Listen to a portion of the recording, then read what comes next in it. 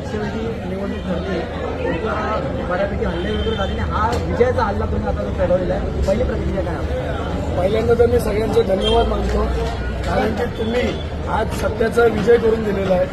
कारण की आतापर्यंत जे काय असं एक भासवलेलं की भूमिपुत्र आणि मराठी माणूस याच्यापेक्षा मोठी कोणतरी आहे, तसं माझं ज्या वेळेस हल्ला झाला त्यावेळेस माझं पण टीका करण्यात आली, बरेचसे माझं नावाचं केलं.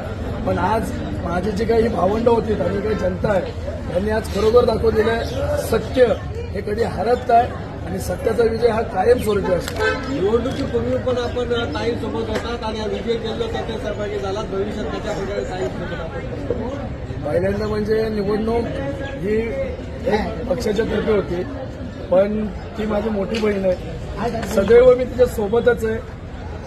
कसं आहे, परिवार एक वेगळा असतो आणि पक्ष वेगळा असतो. निवडणूक झाली, विजय झाली, पण त्याचा आता न्याय मिळवून देण्यासाठी मी आणि माझी मोठी बहीण भावनाताई आम्ही सदैव तत्पर आहोत. सर, हल्ला झाल्यानंतर तुमच्यावर जेव्हा हल्ला झाला त्याच्यानंतर तुमचा समाज तुमच्याशी खूप मोठ्या प्रमाणात तुमच्या पाठीमागे उभं राहिलं, तर समाजाला आपण कशा प्रकारचा धन्यवाद मानाल किंवा त्यांना काय आपण आवाहन कराल?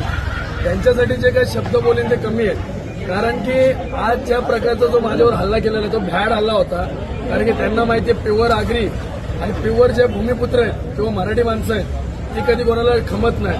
म्हणून ते त्यावेळेस आत्ता मी पहिल्यांदा तर माझे जे काही मराठी माणसं आहेत आणि जे काही भूमिपुत्र आहेत माझे त्यांचे खरोखर धन्यवाद मानतो की तुम्ही खरोखर न्याय मिळवून दिला आणि खरोखर तुम्ही एक सत्याचा विजय करून दिलेला आहे. सर, तुमच्यावर खूप आरोप प्रत्यारोप झाले विरोधकांकडून, तर विरोधकांना तुम्ही ह्या माध्यमातून तुम्ही त्यांना काय उत्तर द्याल?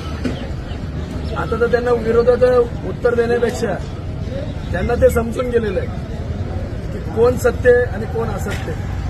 आता जिल्हा परिषद आणि पंचायत समिती निवडणुका येणार आहे, तर आता तुमच्यावरती हल्ला झाला होता त्या निवडणुका काय परिणाम होतील काय? बरोबर होतील, कारण की त्यावेळेस जेव्हा भूमिपुत्र आहे, आम्ही भूमिपुत्र आहे, आम्ही मराठी आहेत, आमच्यावर जर हल्ले करतायत तर त्यावेळेस त्यांना दाखवून द्यायला जाईल. कारण की जो काय अन्याय आमच्या भूमिपुत्रांवर चाललेला आहे, तुझ्या नोकऱ्या घालू, तुला इथं नाही कॉन्ट्रॅक्ट नाही देणार, हे नाही देणार, त्याचा हा परिणाम आहे. धन्यवाद.